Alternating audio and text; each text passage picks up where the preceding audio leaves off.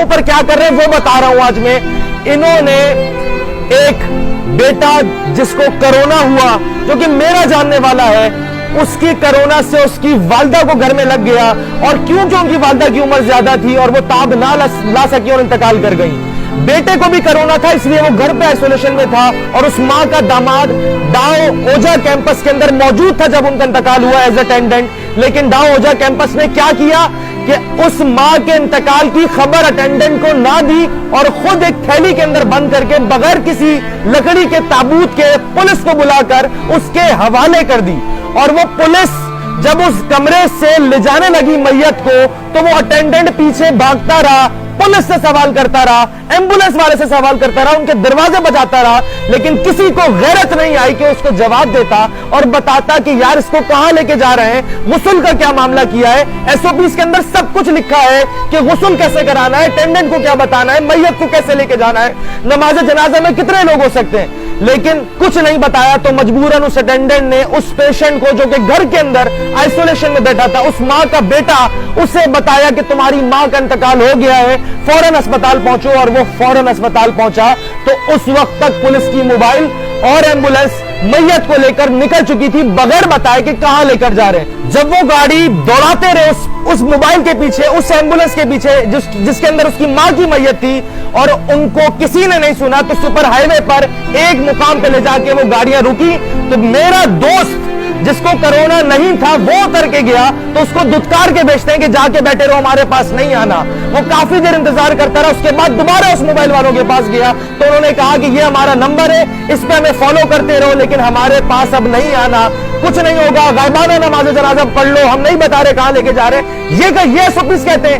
اور اس کے بعد آخر میں 3 تھانوں کی حدود ختم ہوئی, 3 موبائلیں بدلی, اور مجھ سے رابطہ کروایا میرے دوست نے کسی طریقے سے, اس موبائل نمبر کو مجھے دیا. میں نے ایک تھانے والے سے بات کی, دوسرے تھانے والے سے بات کی, تیسرے تھانے والے سے بات کی, اور آخر میں سرجانی ٹاؤن کے اندر ایک جنگل سے نکال کے اس گاڑی کو کسی پہاڑ پہ لے گئے, جہاں ہماری سندھ حکومت نے ایک بڑا شاول سے 14 فٹ گہرا, 14 فٹ لمبا, 8 فٹ چوڑی ایک لیٹ بنائی ہوئی تھی جس کے اندر اس ماں کی میت کو اتارنا تھا. اور کوئی خوبصورت ان کے انتظامات تھے وہاں پر.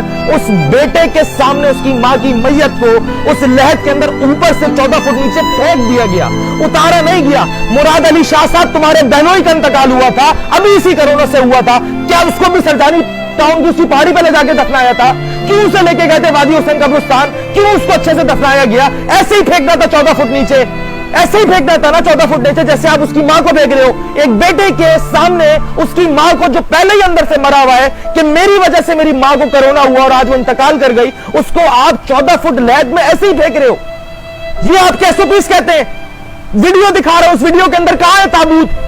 اور وہ 14 فٹ لہد بھرنے کے لیے آپ کا شاول کہاں تھا؟ کھودوا تو آپ نے دیا, بھروایا ان 2 لڑکوں سے.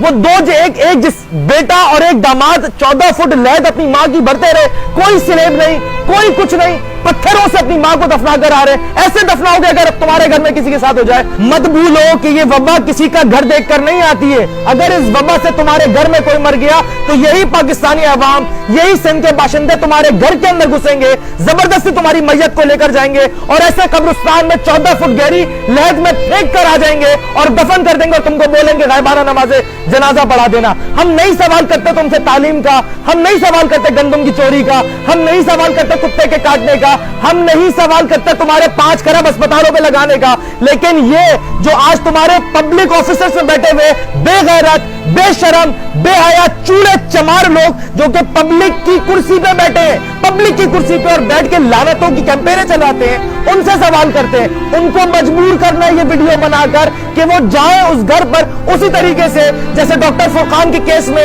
ایک کمیشن بنایا اور اس کمیشن نے یہ فیصلہ سنایا کہ ایک سول اسپتال کا ڈاکٹر جو ہے اس نے لاپرواہی کی اور آج کارروائی کریں گے. ان کے خلاف کارروائی کرو گے. وہ جو ایک شوہر ہے جو قاتل سندھ حکمران قاتل چلا رہا ہے کہ میری بیوی کو کرونا نیگیٹو تھا اور اس کو پوزیٹیو انٹینس کیسز کے ساتھ رکھ کے مار دیا گیا, اس کے اوپر بھی بنا لو. اور آج یہ ویڈیو بنانے کا مقصد सिर्फ मेरा यह है कि तुम बेगैरतों को मजबूर करवाना है कि तुम उस घर जाओ जिसकी नस्लों को तुमने उस डिप्रेशन में बर्बाद किया है, जो कुछ तुमने उस मां के साथ किया उस बेटे के सामने, उसकी आने वाली नस्लों के लिए तुमने क्या छोड़ा है। तुमसे सवाल ना करें हम, तुम्हें मजबूर करना है कि तुम उनके घर जाओ, माफी मांगो उनसे कि जो कुछ तुम कर आए उनके साथ और जो कुछ उनके साथ गुजरा है इस तकलीफ दे वबा के अंदर। मेरी आप तमाम दोस्तों से रिक्वेस्ट है कि इस बात को इतना फैलाओ कि ये बेगैरत हुक्मरान मजबूर हो उस घर जाने पर। बहुत शुक्रिया।